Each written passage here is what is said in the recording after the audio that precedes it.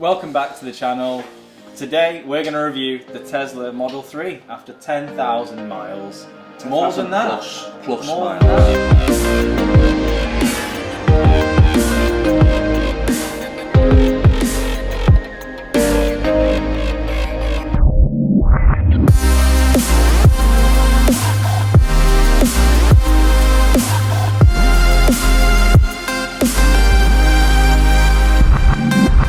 Going here, left, right and centre, or you're filming amazing videos.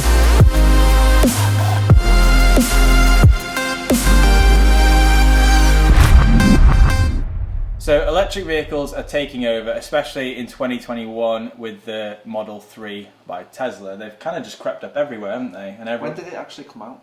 2018, 19? 2018, 19. Somewhere like that, yeah. Around that. It's had a few different variants. Tesla 100% own the electric car market at the minute. Definitely at the minute, yeah. With the electric cars, with the electric car, the Tesla Model 3, do you get range anxiety? This is a thing, isn't it? Because with fuel, I can, there's a garage every 100 metres now, so Yeah. you stop at the garage, boom, dusted.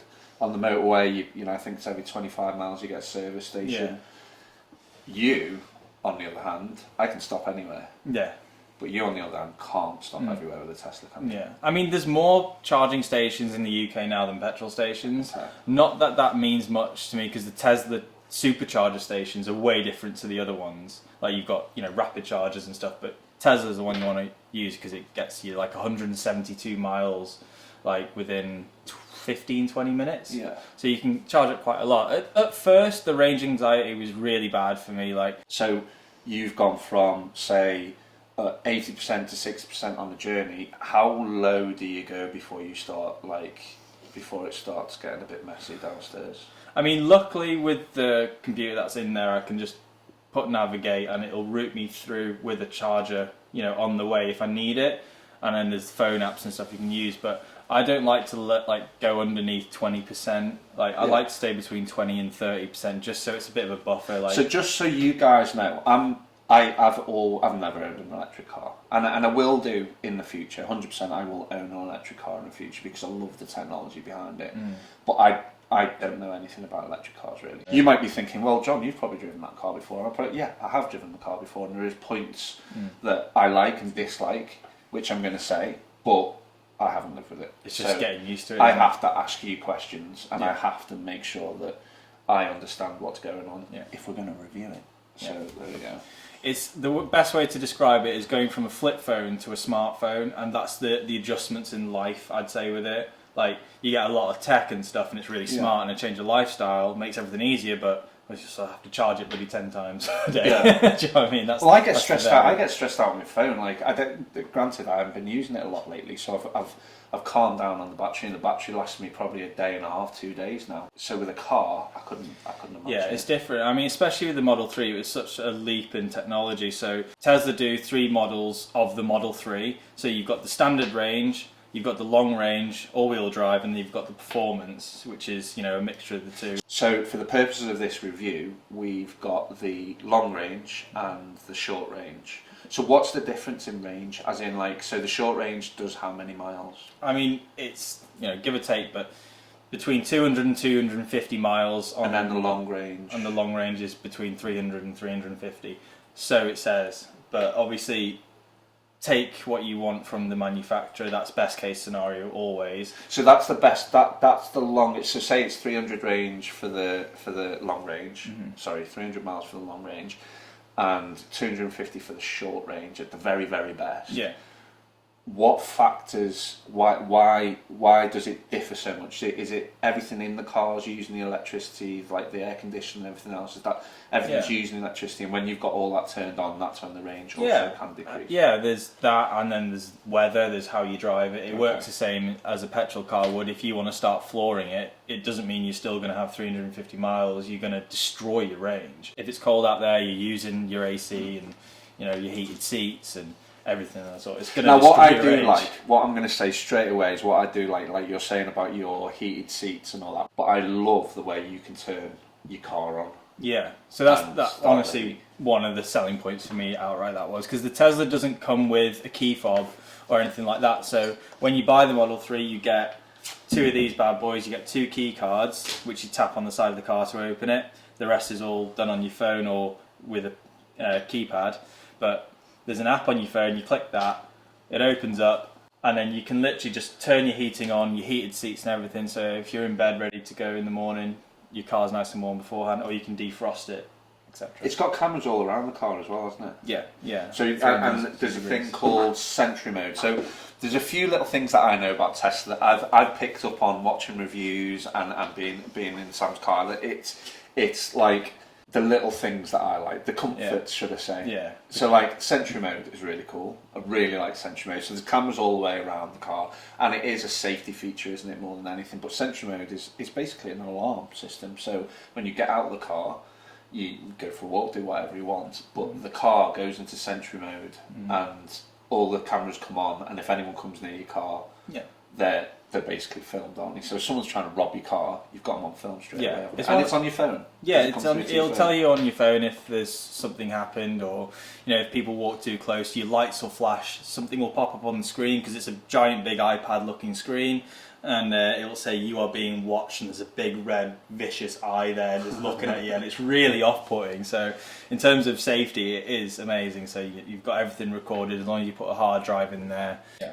So the Sentry Mode, that's all the cameras. It tells you what's what. And one really cool little feature I like is when you've got a dog in the car as well. So of late, well, that's not of late, over the past maybe 5 to 10 years, well probably 5 years, leaving a dog in the car has become illegal. Yeah. You can't leave a dog in summer in a car. Like when I was a kid, you let your dog in the car with the windows down. You let your kids in the car with the windows down. But now you can't. Leaving a dog in Tesla, it keeps it to ambient temperature, so whatever, 18 degrees. Yeah, about 18, 19 degrees. And it actually tells on the screen, so if anyone looks in your car and sees a dog, goes, oh, the windows are up, I'm going to put my elbow through. I'm going to put the elbow through, save this dog. It actually tells you on the screen, doesn't it? Yeah, giant big screen with a dog wagging its tail saying, my owner will be back shortly. The AC is set to, and it will say the temperature is set to. So it's handy, it saves you. And there's a camp mode as well, so if you were out camping and you were staying in your car, because there's some nice beds that fit in the back, click camp, it'll save you power, and it'll keep the AC running and all that kind of stuff, so you can, But you're using every time, with all this, you're always using battery power, aren't you? For sure, yeah. Yeah, you are using it, but very, very little amounts of it. You could run that for overnight and you'd only lose a few percent. It's like having Sentry Mode turned on uses more power in your car. So say if you went on holiday and left your car at the airport, you'd have to factor in the fact if you're using Sentry Mode, you need 5 to 10% But can you do that? Can you do that anywhere in the world? Anywhere in the world. So as long as you're connected to the internet on your phone, you can do whatever you want with the car. You can. It's just So the screen's 15.4, 16 inches, say. Yeah. And that literally is the heart of the car, isn't it? Everything goes through that. Yeah. Like everything's controlled by that. Yeah. There's no upper dash or anything. It's just one giant screen. No, there's 2 buttons on the steering wheel, and that's it. Everything else is on that screen. It uses Google Maps. Yeah, which is getting better now. Now they've taken over Waze. It is better. It's not quite Waze. I would love Waze if they could incorporate that in there somewhere. That's one of the biggest things for me driving the car is I loved Waze because of the speed cameras. Especially if you own a Tesla, you need to know where the speed cameras are. Now, one thing that I loved, because I just love techie. Swear jar. First. Swear jar. Right. The one thing I loved about the screen straight away was that you can get Netflix. You've got like a little fire on there. Yeah. Which then as well, when you put the fire on, the heat comes on, and it's just like.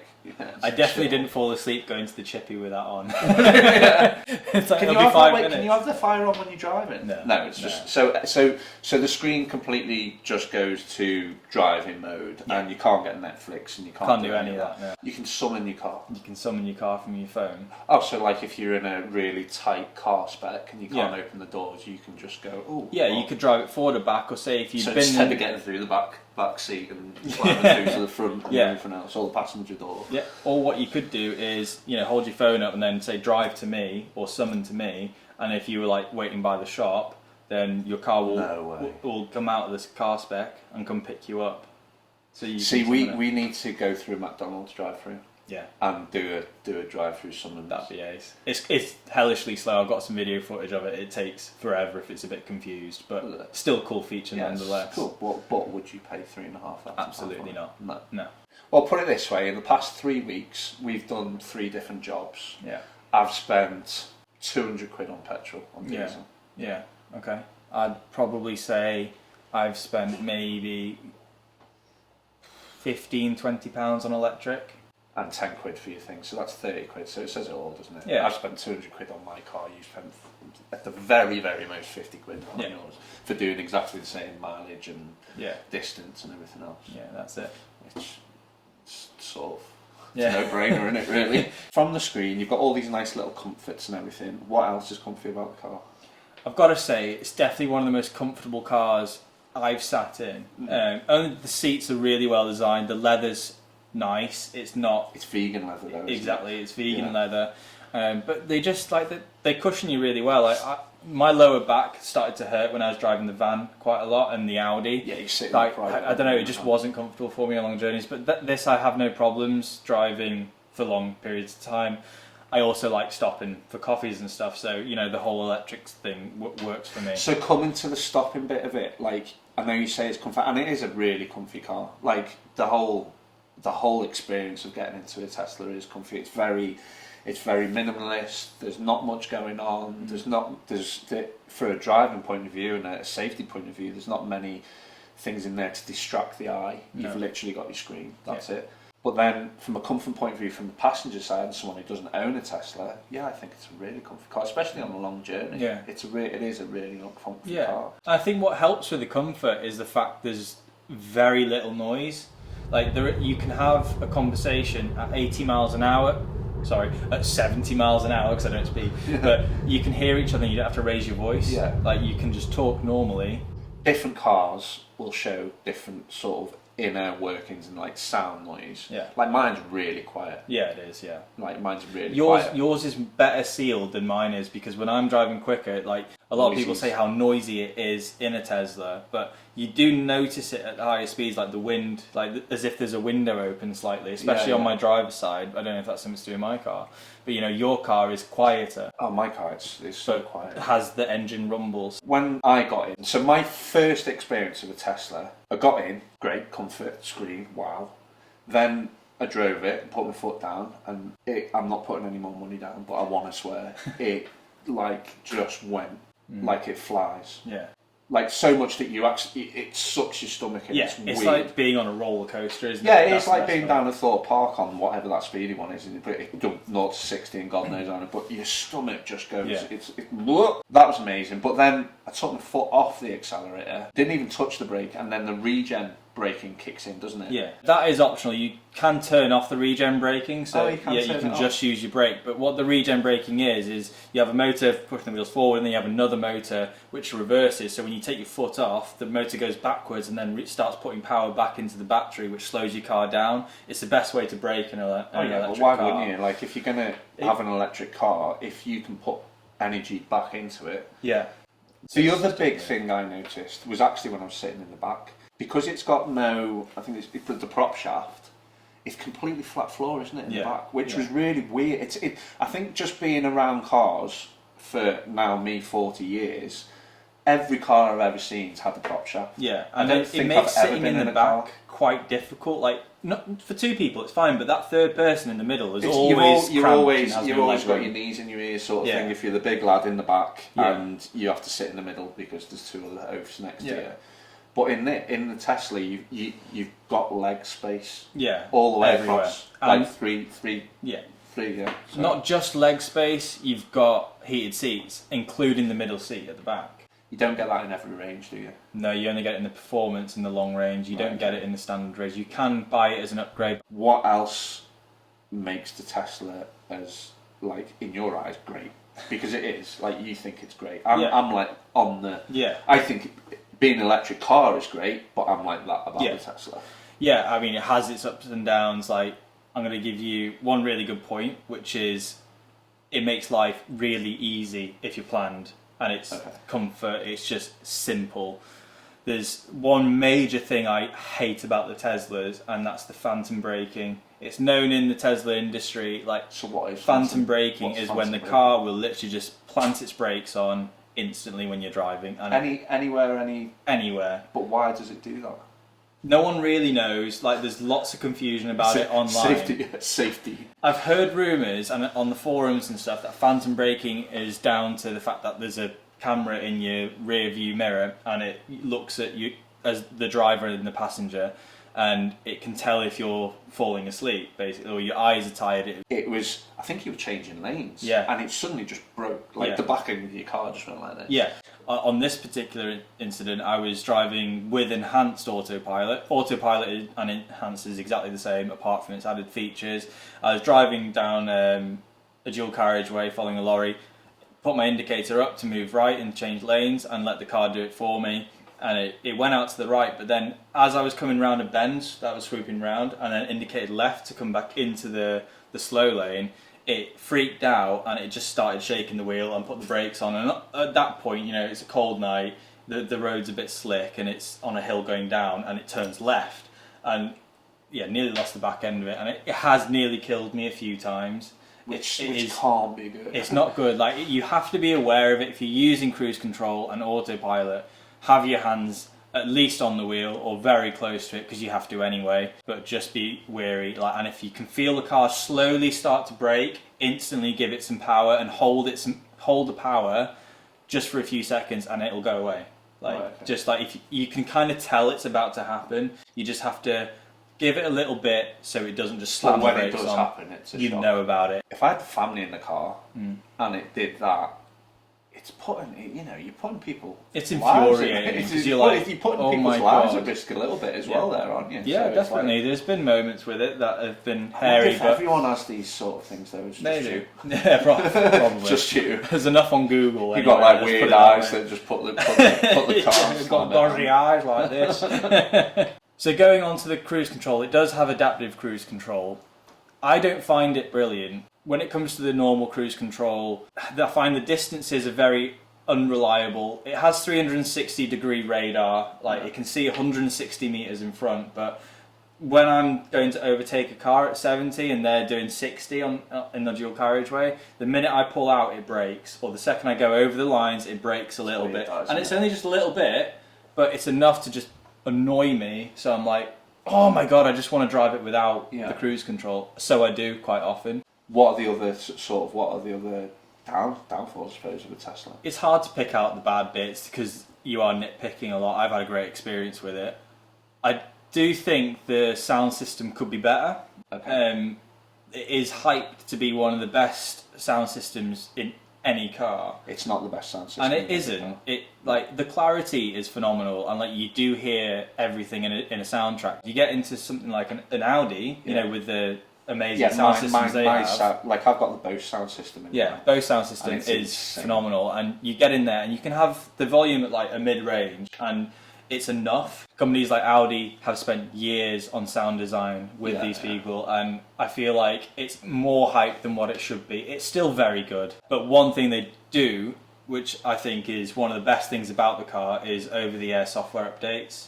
You can literally like get in your car in the morning and the whole system's changed, and you know, your top speed's gone from 4.2 seconds to 3.6 seconds, that kind of thing. And that's because it's so computer orientated. Like an Android or like the iOS system, you get upgrades every so often, which improves your phone, which is always improving. Yeah. So firstly, thanks so much, Cameron, for coming down, helping us out, and bringing your car down just to, you know, have side by side and go through all the details. Like, Cameron knows an awful lot about Teslas. He actually taught you something, didn't he, about the braking? Yeah, he did. Yeah.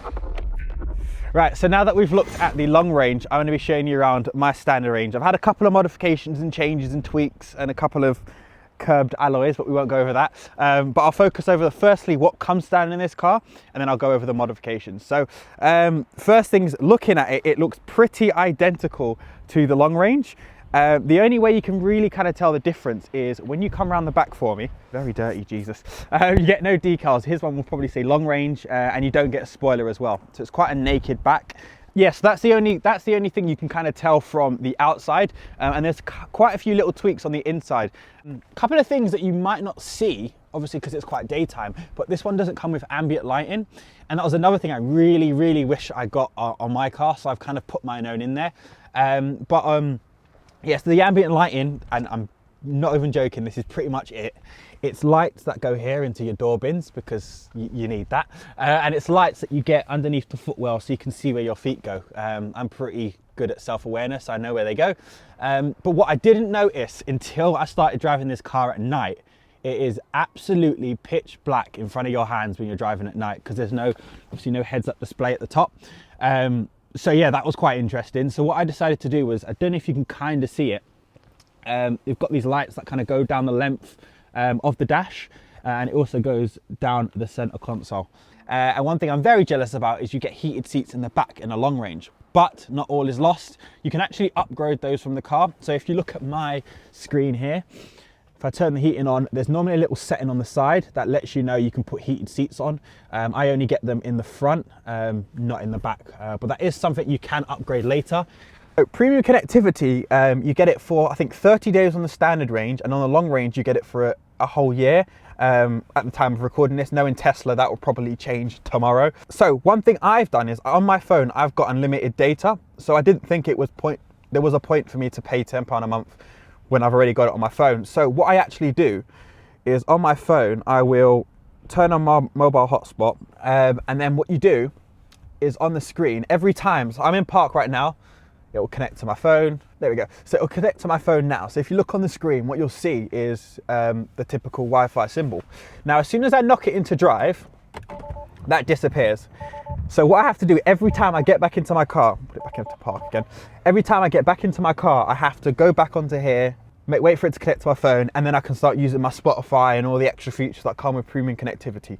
I'm not able to see the kind of satellite view of Abersock. I'm not a big fan of that view anyway when navigating, but you don't get that unless you buy the premium connectivity. The one thing, and I'm pretty sure a majority of people will agree with me this, the one thing that I did not like about the design of the Teslas, I love the Scandinavian look, I love the minimalistic look, I hated the wooden dash. I don't understand it at all. Some people like it, some people don't. I'm one of those that really, really didn't. So the very first thing I did, I remember I picked up my car, and before I drove it off the service center, I had my friend Dave Jones. He owns a company called DAJ Automotives, and he put this lovely Alcantara dash that goes down the entire length of the car. It kind of matches the same Alcantara that you actually get in the doors as well, which is quite cool.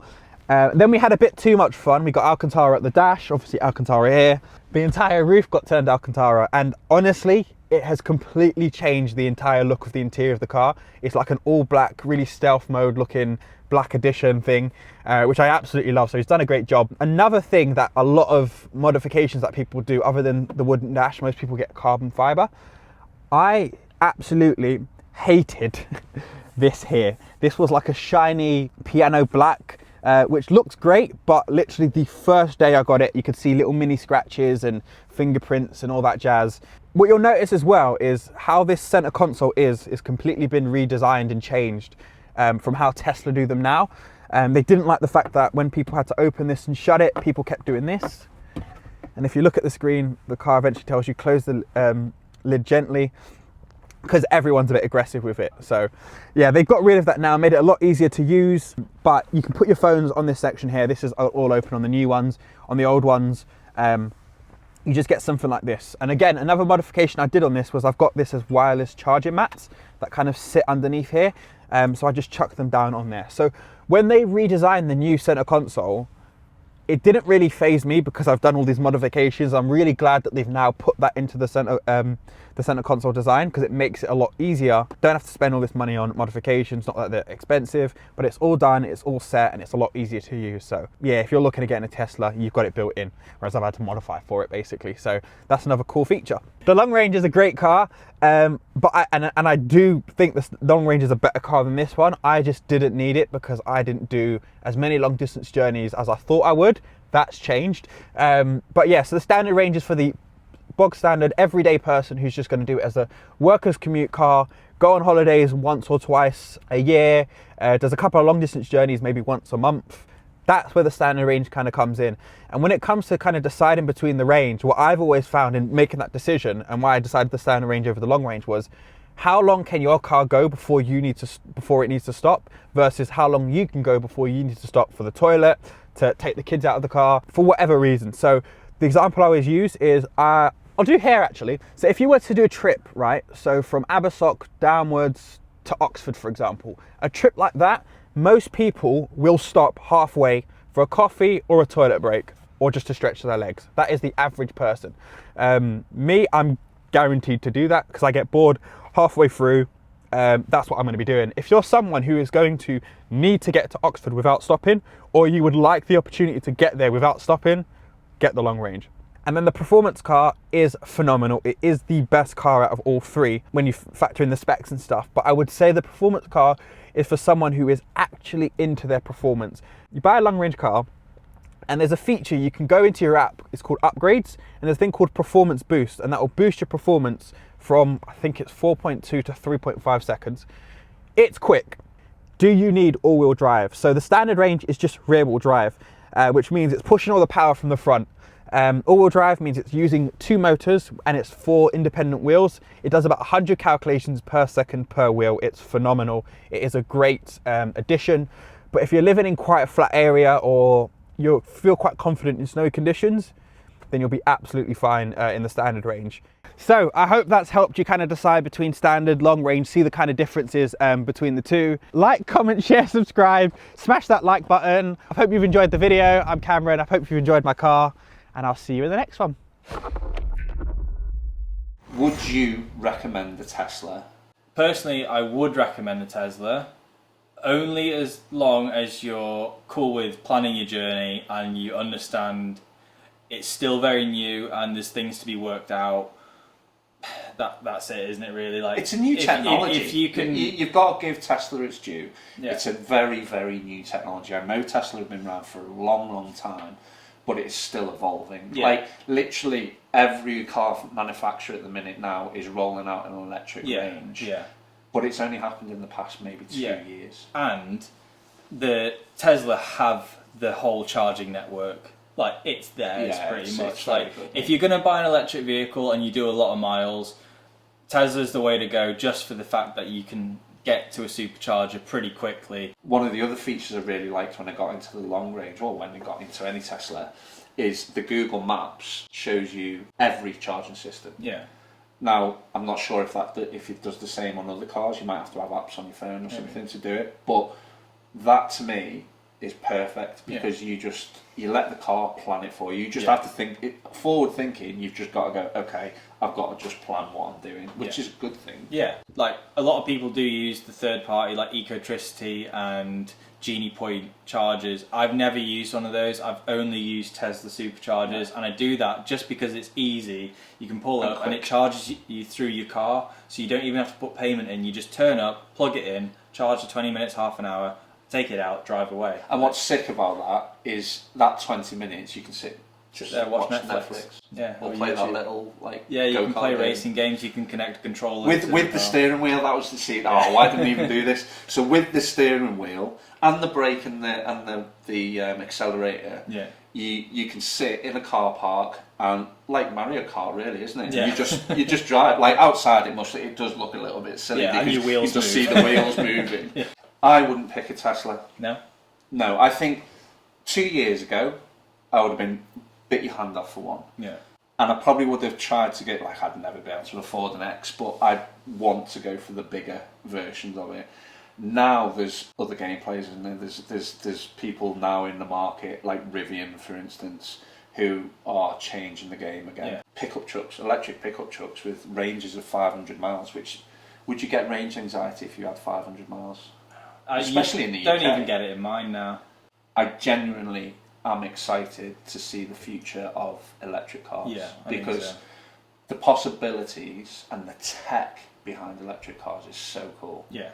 And like Tesla, they are the foreground. They were basically like the inventors in a way. I know there's been loads of electric cars, but they were the first ones to put a production car on the road, an electric production car on the road. But I think they're going to be knocked off the perch soon. It's only a matter of time with everything, isn't it? It's the benefits of having an electric car at the minute. Like road tax is going up. You know, you go into congestion charges. So you go into any city like Birmingham are starting to do it now. London have always done it for a long time, haven't they? But they're all looking to put congestion charges for petrol or diesel vehicles. Even parking. Like you can park your car because if there's an EV parking spot, then like you can go and plug in and park your car if there's no That spaces. must annoy you when normal people park in there. It's like, you're parking in your spot. Like what? So overall, you definitely recommend the Tesla to people? I would, as long as you can deal with the little niggly bits. Yeah, Yeah. you're on it. Yeah. So there we go. There is our review of the Model 3 standard and long range Tesla. Any comments, stick them in. Like Sam will, me personally, I don't actually know that much about Teslas, but Sam will answer any questions that you've got with them. And I'll probably ask Cameron if I don't know something. And, yeah, and if he doesn't, he'll ask Cameron. So yeah, any questions, just bob them over and stick them in the comments below. Yeah, and here's the link to Cameron's social. Go check him out, and we'll see you guys on the next one. Yeah, subscribe, turn on them notifications, and